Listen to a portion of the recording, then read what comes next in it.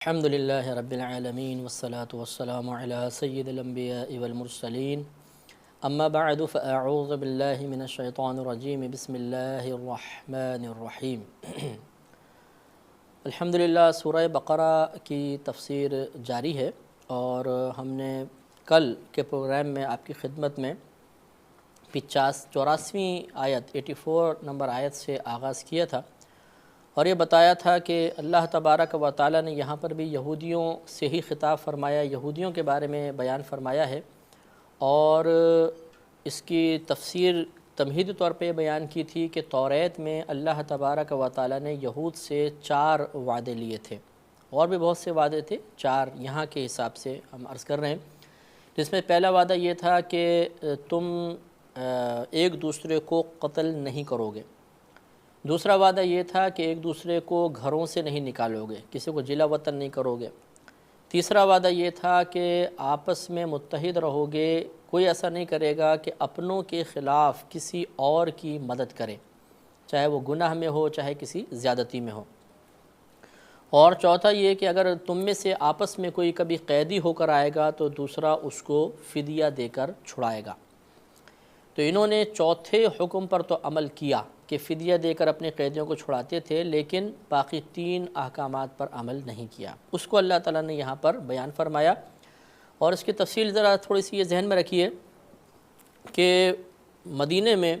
2 مشرکین کے قبیلے تھے، ایک اوس ایک خزرج، ان کا یہ بت پرستی وغیرہ کیا کرتے تھے اور کوئی احکام وغیرہ نہیں مانتے تھے، کسی کتاب کو نہیں مانتے تھے۔ تو اور مدینہ میں ہی 2 یہود کے 3 قبیلے تھے، ایک بنی قریظہ تھا ایک بنی نذیر تھا، یہ اوس کے ساتھ ملے ہوئے تھے، اور ایک بنو قینقاع تھا، یہ خزرج کے ساتھ تھے، یعنی ان کے حلیف تھے۔ اب جب اوس اور خزرج کے اندر جنگ ہوتی تھی تو ان کے حلیف قبائل بھی آپس میں لڑتے تھے، تو اس طرح بنو نذیر، بنو قریظہ اور بنو قینقاع، یہ جو یہودیوں کے قبیلے تھے، آپس میں ان دست و گریبان ہو جاتے تھے، اور پھر اس میں باہم قتل بھی ہوتا تھا، جو فریق غالب آتا وہ دوسروں کو اس کے گھروں سے نکال دیا کرتا تھا۔ تو جب انہیں کہا جاتا کہ توریت، اچھا پھر یہ اس طرح اگر اوس نے خزرج یعنی بنو قینقاع کے کچھ لوگوں کو پکڑ لیا، یا خزرج نے بنو قریظہ بنو نذیر کے آدمیوں کو پکڑ لیا، تو پھر یہ آپس میں ایک دوسرے کا فدیہ دے کر چھڑوایا کرتے تھے۔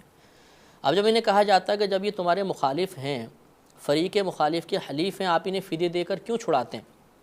تو وہ کہتے ہیں کہ جو توریت میں ہمیں یہ حکم دیا گیا ہے کہ اپنوں کو فدیہ دے کر چھڑائیں جب وہ قیدی بن کر آئیں گے۔ تو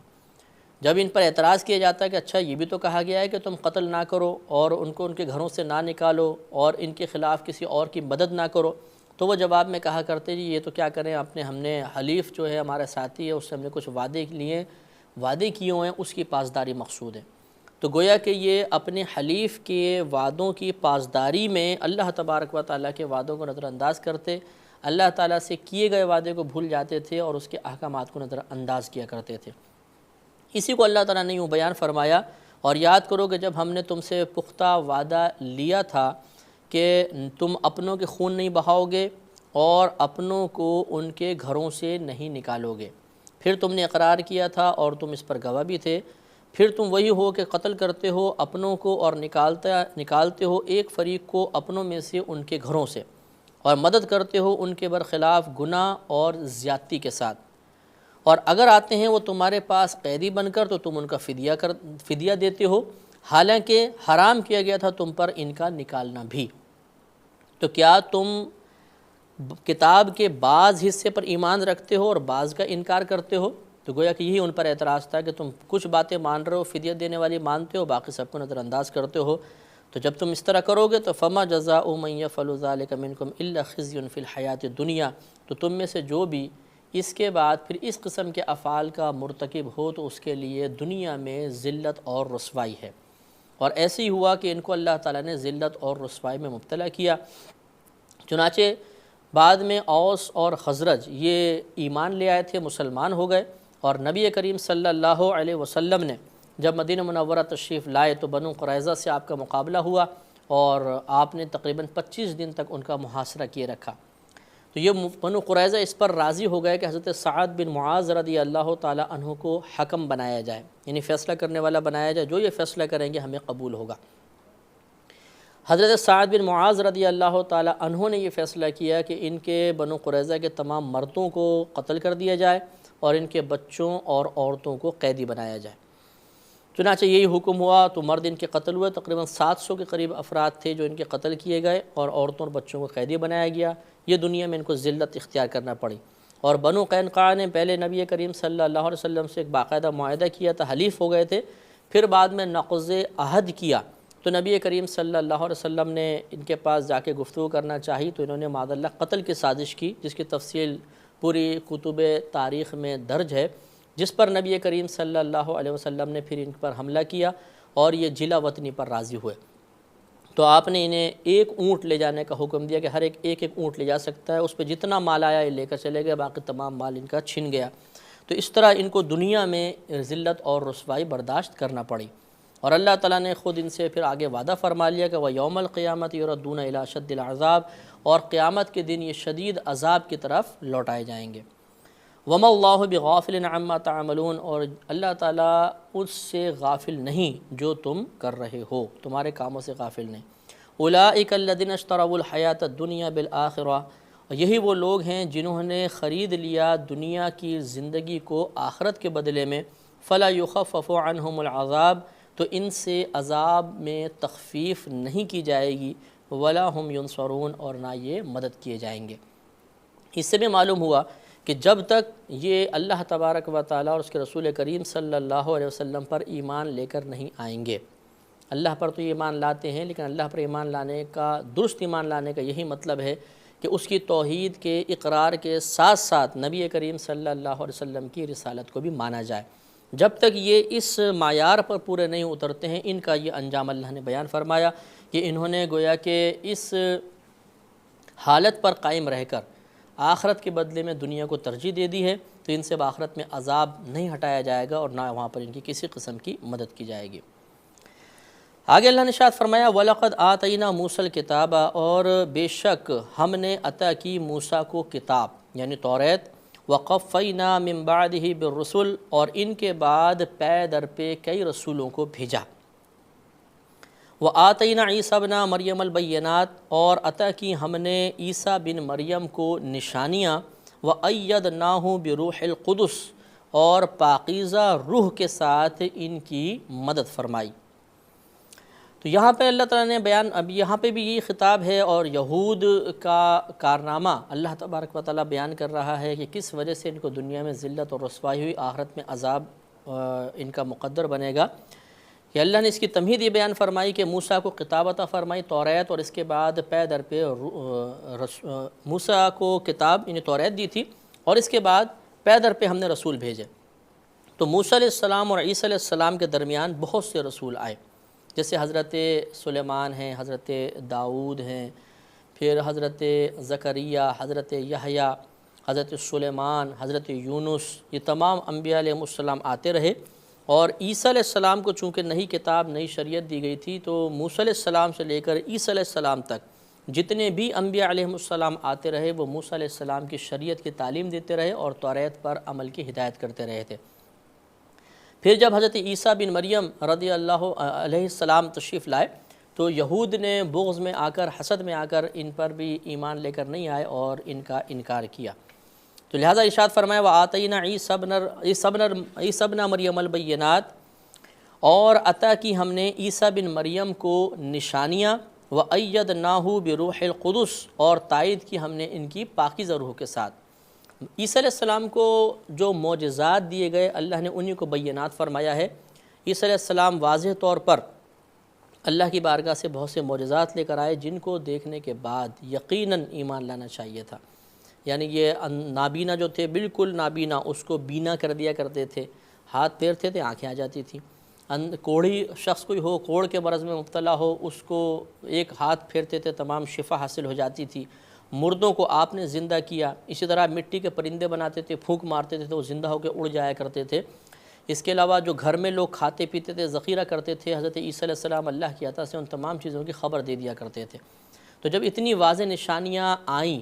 اس کے باوجود پھر یہود نے آپ کی رسالت کو نہ مانا، انکار کیا۔ اور پھر اللہ تعالیٰ نے پاکیزہ روح یعنی روح القدس کا ترجمہ سے پاکیزہ روح ہوتا ہے، حضرت جبریل امین کا لقب ہے، تو حضرت جبریل امین کے ساتھ عیسیٰ علیہ السلام کی تائید اور مدد بھی فرمائی۔ افکلما جاءکم رسول بما لا تہوی انفسکم استکبرتم ففریقا کذبتم وفریقا تقتلون، کیا پس جب بھی ایسا معاملہ نہیں ہوا کہ جب بھی تمہارے پاس اللہ تعالیٰ کا کوئی رسول اس چیز کے ساتھ آیا، اس حکم کو لے کر آیا جس کو تمہارے نفس پسند نہیں کرتے تھے، تو تم نے تکبر کیا، پھر ان میں سے ایک گروہ کو جھٹلا دیا اور ایک گروہ کو تم نے قتل کیا۔ تو یہ یہود کی وہی زیادتیاں اور نافرمانیاں بیان ہو رہی ہیں، جیسے کہ عرض کیا تھا کہ اللہ تعالیٰ نے ارشاد فرمایا کہ جب بھی رسول کوئی ایسا حکم لے کر اللہ تعالیٰ کا آتا کہ جو ان کے نفس کو اچھا نہ لگتا، تو یہ تکبر کا اظہار کرتے تھے، اس کو معمولی حقیر سمجھتے تھے، اور بعضوں کے تو تکذیب کر دیا کرتے تھے جیسے عیسیٰ علیہ السلام، اور بعضوں کو انہوں نے قتل تک کیا جیسے حضرت زکریا اور حضرت یحییٰ علیہ السلام۔ وقالو، اور یہ یہودیوں نے کہا کہ قلوبنا غلف، ہمارے قلوب پردے میں ہیں۔ یہ یہودیوں کا دعویٰ تھا، یہ کہتے تھے کہ ہمارے دلوں پر غلاف چڑھا ہوا ہے، اور ایسا بہترین غلاف ہے کہ ہم فقط اپنے دین کی بات سمجھتے ہیں، ہمارے دین پر کوئی بھی چیز اثر انداز نہیں ہو سکتی ہے۔ کوئی اگر جادو کرنا چاہے، ٹونا کرنا چاہے، سحر کرنا چاہے، ہمیں اپنی باتوں کے جال میں معاذ اللہ گرفتار کرنا چاہے، تو یہ جو پردہ ہے ہمارے دین کے معاملے کا ہمارے قلب کے اوپر، یہ ہمیں اس سے محفوظ رکھ لیتا ہے۔ اللہ نے ارشاد فرمایا بل لعنہم اللہ بکفرہم فقلیلا ما یؤمنون، نہیں بلکہ اللہ تبارک و تعالیٰ نے ان کے کفر کے سبب انہیں اپنے رحمت سے دور کر دیا ہے، تو بہت تھوڑے سے ایسے ہیں جو ایمان رکھتے ہیں۔ اس سے معلوم ہوا کہ اللہ تبارک و تعالیٰ نے سمجھا دیا کہ اصل میں یہ جو تم کہتے ہو کہ ہمارے دلوں پہ پردہ ہے اور اس نے ہمیں محفوظ رکھا ہوا، ایسا نہیں ہے، بلکہ یہ اللہ تبارک و تعالیٰ کی جانب سے ہے کہ اللہ تبارک و تعالیٰ نے تمہیں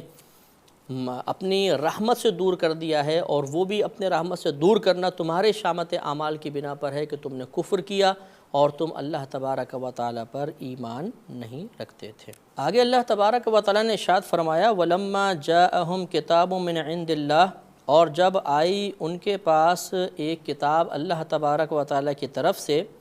مصدق لما معہم، اس کی تصدیق کرنے والی جو ان کے پاس ہے، وَكَانُوا مِن قَبْلُ يَسْتَفْتِحُونَ عَلَى الَّذِينَ كَفَرُوا، حالانکہ وہ اس سے پہلے کفار کے خلاف نبی کریم صلی اللہ علیہ وسلم کے وسیلے سے فتح طلب کرتے تھے۔ فَلَمَّا جَاءَهُم مَّا عَرَفُوا، پس جب آ گیا ان کے پاس وہ جس کو یہ پہچانتے تھے، کفروا بہ، تو انہوں نے اس کا انکار کیا، فلعنۃ اللہ علی الکافرین، تو اللہ تعالیٰ کی لعنت ہو کافرین پر۔ یہاں بھی یہود کا تذکرہ ہے۔ اللہ تعالیٰ نے واضح طور پہ فرمایا کہ جب ان کے پاس قرآن عظیم کتاب آئی، اور وہ کتاب جو ان کی کتاب یعنی توریت کی پہلے سے ہی تصدیق کر رہی تھی، اور ان کی عادت بھی یہ تھی کہ جب یہ یہود کفار کے ساتھ مقابلہ کرتے، کبھی مشرکین کے ساتھ مقابلہ ہوتا، تو توریت میں پڑھی ہوئی نشانیوں کے ذریعے نبی کریم صلی اللہ علیہ وسلم کے وسیلے کو انہوں نے پہچانا، اور آپ کے وسیلے سے یہ فتح کی دعائیں مانگتے تھے، اور اللہ تبارک و تعالیٰ اس وسیلے سے مانگی گئی فتح کی دعا کو قبول بھی فرماتا تھا، اور ان کو فتح حاصل ہو جاتی تھی۔ تو اللہ تبارک و تعالیٰ نے ارشاد فرمایا کہ جو قرآن عظیم اس کو پڑھ کر دیکھو، توریت کی تائید کر رہا ہے، توریت کی تصدیق کر رہا ہے، اور یہ رسول جو تمہارے درمیان آئے، تم نے توریت میں ان کے اوصاف پڑھے، ان کو پہچانتے بھی ہو، بلکہ ان کے وسیلے سے تم دعا بھی کر رہے تھے، لیکن جب یہ تمہارے سامنے پہنچے تو تم نے ان کا انکار کر دیا، تو اس کا پھر نتیجہ یہ ہے کہ تم پر اللہ تبارک و تعالیٰ کی لعنت ہوگی۔ بئس ما اشتروا به انفسهم ان يكفروا بما انزل الله بغيا ان ينزل الله من فضله على من يشاء من عباده، یہ کتنا کیا برا ہے یہ چیز کہ انہوں نے اپنے آپ کو جس چیز کے بدلے میں بیچا، یہ بہت ہی بری ہے، اور وہ کیا ہے کہ انہوں نے اس چیز کا انکار کیا جسے اللہ تبارک و تعالیٰ نے نازل کیا، اس بات پر ناراض ہوتے ہوئے، سرکشی کرتے ہوئے کہ اللہ تبارک و تعالیٰ اپنے فضل سے اپنے بندوں میں سے جس پر چاہتا ہے وہ فضل نازل فرماتا ہے۔ یعنی اللہ تبارک و تعالیٰ نے نبی کریم صلی اللہ علیہ وسلم کو اپنے فضل سے نبوت عطا فرمائی اور قرآن عطا فرمایا، تو یہ اس سرکشی، بغض اور اناد تھا جس نے ان کو نبی کریم صلی اللہ علیہ وسلم پر ایمان لانے سے روکا۔ تو اللہ نے بیان فرمایا کہ تم نے جو یہ انکار کیا نبی کریم صلی اللہ علیہ وسلم کا اور دل میں بغض پیدا کیا تو تم نے بہت بری چیز کے بدلے میں اپنے آپ کو بیچ دیا، آخرت میں تمہیں اس کا سخت عذاب ہوگا۔ فباؤوا بغضب علی غضب، تو یہ غضب پر غضب کے مستحق ہو گئے۔ یعنی ایک غضب تو یہ تھا کہ انہوں نے نبی کریم صلی اللہ علیہ وسلم کی رسالت کا انکار کیا، قرآن کا انکار کیا، اور ساتھ ساتھ دوسرا غضب یہ ہوا کہ انہوں نے توریت کا بھی انکار کر دیا، اس لیے کہ توریت پہ نبی کریم صلی اللہ علیہ وسلم کی نشانیاں بیان ہوئی تھیں اور آپ پر ایمان لانے کی ترغیب تھی۔ جب انہوں نے قرآن کا انکار کیا، نبی کریم پر ایمان لانے کا انکار کیا، تو ان آیات کا بھی خود بخود انکار ہو گیا جو توریت میں موجود تھیں، تو یہ غضب پر غضب کے مستحق ہو گئے۔ وَلِلْكَافِرِينَ عَذَابٌ مُّهِينٌ، اور کافرین کے لیے ذلیل کر دینے والا، ذلت والا عذاب ہے۔ وَإِذَا قِيلَ لَهُمْ آمِنُوا بِمَا أَنزَلَ اللَّهُ، اور جب کہا جائے ان کے لیے کہ تم ایمان لاؤ اس پر جو اللہ تبارک و تعالی نے نازل فرمایا، یعنی قرآن، قالوا، تو یہ کہتے ہیں نؤمن بما انزل علینا، کہ ہم تو فقط اس پر ایمان لے کر آئیں گے جو ہماری طرف نازل کیا گیا، وَيَكْفُرُونَ بِمَا وَرَاءَهُ، اور اس کا انکار کریں گے جو اس کے علاوہ ہے۔ وَهُوَ الْحَقُّ مُصَدِّقًا لِمَا مَعَهُمْ، حالانکہ جس کا یہ انکار کر رہے ہیں وہ کتاب اس کی تصدیق کر رہی ہے جو ان کے پاس ہے، یعنی قرآن عظیم توریت کی تصدیق کر رہی ہے۔ اب یہاں پر اللہ تبارک و تعالیٰ نے ایک عقلی طور پہ زبردست حجت قائم فرمائی، ایک اعتراض قائم فرمایا جس کا جواب کوئی بھی نہیں دے سکتا۔ ان کا دعویٰ یہ تھا کہ جو کتاب ہماری طرف نازل کی گئی ہم فقط اس پر ایمان لے کر آئیں گے، اور دوسری کتاب یعنی قرآن عظیم وغیرہ اور دیگر زبور، انجیل وغیرہ سب کا انکار کریں گے۔ تو اللہ تبارک و تعالیٰ نے ان سے ایک سوال فرمایا کہ اچھا یہ بتاؤ کہ کیا توریت میں یہ موجود نہیں تھا کہ انبیاء علیہ السلام کو قتل نہیں کرنا ہے؟ اور جیسے ابھی آپ کو بتایا تھا کہ حضرت موسیٰ علیہ السلام کے زمانہ اقدس سے لے کر عیسیٰ علیہ السلام کے زمانے تک جتنے بھی درمیان میں انبیاء علیہ السلام آتے رہے، سب کے سب موسیٰ علیہ السلام کی ہی شریعت کی تعلیم دیتے رہے اور توریت پر عمل کی ترغیب عنایت فرماتے رہے۔ انہی میں حضرت یحییٰ اور حضرت زکریا علیہ السلام بھی تھے کہ آپ نے توریت کی تعلیم دی۔ تو توریت میں جب یہ لکھا تھا کہ نبیوں کو قتل نہیں کرنا ہے، ان کی اطاعت کرنی ہے، ان کا ساتھ دینا ہے، تو پھر اللہ تعالیٰ نے حجت قائم فرمائی تو یہ بتاؤ کہ پھر تم نے نبیوں کو کیوں قتل کیا؟ اگر تم یہ کہتے ہو کہ ہم فقط توریت کو مانیں گے اور دوسری کتاب کو نہیں مانیں گے، تو پھر تمہیں توریت کے احکام پر عمل کرتے ہوئے نبیوں کو قتل نہیں کرنا چاہیے تھا۔ اس کا مطلب یہ ہوا کہ تمہارا توریت پر بھی کامل ایمان نہیں ہے۔ لہذا ارشاد فرمایا قل، آپ فرما دیجئے فَلِمَ تَقْتُلُونَ أَنْبِيَاءَ اللَّهِ مِنْ قَبْلِ، تو پھر کیوں تم نے قتل کیا انبیاء علیہ السلام کو اس سے پہلے، ان کنتم مؤمنین، اگر تم توریت پر مکمل طور پر ایمان رکھنے والے تھے۔ وَلَقَدْ جَاءَكُمْ مُوسَىٰ بِالْبَيِّنَاتِ، اور البتہ بے شک آئے تھے تمہارے پاس موسیٰ واضح نشانیوں کے ساتھ۔ ثُمَّ اتَّخَذْتُمُ الْعِجْلَ مِن بَعْدِهِ، پھر تم نے بنا لیا بچھڑے کو معبود ان کے جانے کے بعد، وَأَنْتُمْ ظَالِمُونَ، اور تم ظلم کرنے والے ہو۔ یہ دوسری حجت قائم فرمائی کہ جس طریقے سے تم نے نبیوں کو قتل کیا، یہ تو چلو بعد کے زمانے کے نبی تھے، خود موسیٰ علیہ السلام جن پر توریت نازل ہوئی ان کے ساتھ تمہارا معاملہ یہ تھا کہ جب وہ اللہ کی بارگاہ میں تشریف لے گئے، 40 دن کے لیے تمہارے پاس سے ہٹے، تو تم نے اس دوران بھی بچھڑے کو معبود بنا لیا تھا۔ لہٰذا معلوم یہ ہوا کہ اللہ تبارک و تعالیٰ یہ بیان فرمانا چاہتا ہے کہ اصل میں نبی کریم صلی اللہ علیہ وسلم کی رسالت کا انکار کرنا، یہ اس میں کوئی بھی قصوروار نہیں ہے، بلکہ خود یہودی قصوروار ہیں، اور ہمیشہ سے ان کا وتیرہ رہا ہے کہ یہ اللہ تعالیٰ کی مسلسل نافرمانیوں میں مبتلا رہے ہیں۔ آگے اللہ تعالیٰ نے وہی بات دوبارہ بیان فرمائی وَإِذْ أَخَذْنَا مِيثَاقَكُمْ، اور یاد کرو جب ہم نے لیا تم سے پختہ وعدہ، وَرَفَعْنَا فَوْقَكُمُ الطُّورَ، اور ہم نے بلند کیا تم پر طور پہاڑ کو، خُذُوا مَا آتَيْنَاكُمْ بِقُوَّةٍ وَاسْمَعُوا، اور تم سے کہا گیا کہ پکڑو تم اس چیز کو جو تمہیں عطا کی گئی قوت کے ساتھ، یعنی توریت کے احکام کو، واسمعوا، اور غور سے سنو۔ قالوا، تو انہوں نے کہا کہ سمعنا، ہم نے سنا، وعصینا، اور ہم نے نافرمانی کی۔ یعنی سن تو لیا واقعی، لیکن نافرمانی کی کس طریقے سے؟ وَأُشْرِبُوا فِي قُلُوبِهِمُ الْعِجْلَ بِكُفْرِهِمْ، اور ان کے دلوں میں بچھڑے کی محبت پلا دی گئی ان کے کفر کے سبب۔ قُلْ بِئْسَ مَا يَأْمُرُكُمْ بِهِ إِيمَانُكُمْ إِن كُنتُم مُؤْمِنِينَ، آپ فرما دیجئے کہ تمہارا ایمان تمہیں کتنی بری چیز کا حکم دیتا ہے اگر تم ایمان رکھتے ہو تو، یعنی اگر تم کہتے ہو کہ یہی ایمان ہے تو تمہارا ایمان تو بہت بری چیز کا تمہیں حکم دے رہا ہے کہ تم شروع سے اسی طرح کرتے ہوئے آئے ہو۔ قل ان کانت لکم الدار الآخرۃ عند اللہ خالصۃ من دون الناس، آپ فرما دیجئے کہ اگر ہو آخرت کا گھر یا آخرت اللہ تبارک و تعالیٰ کے نزدیک خالص تمہارے لیے دوسرے لوگوں کے علاوہ، فَتَمَنَّوُا الْمَوْتَ إِن كُنتُمْ صَادِقِينَ، تو تم تمنا کرو موت کی اگر تم سچے ہو۔ یہ اصل میں یہود یہ کہا کرتے تھے کہ اللہ تبارک و تعالیٰ فقط ہمیں جنت میں داخل فرمائے گا، باقی سب کے سب جہنم میں جائیں گے۔ تو اللہ تعالیٰ نے ارشاد فرمایا کہ اگر ایسا ہی معاملہ ہے کہ اللہ کے نزدیک خالصتاً آخرت تمہارے لیے ہی ہے، جنت تمہارے لیے ہے اور لوگوں کو نہیں ملے گی، تو تم ذرا موت کی تمنا تو کر کے دیکھو۔ یہ بہترین اللہ تعالیٰ نے دلیل قائم فرمائی ہے، حجت قائم فرما دی ہے، کوئی بھی یہودی موت کی تمنا کرتا ہوا نظر نہیں آئے گا۔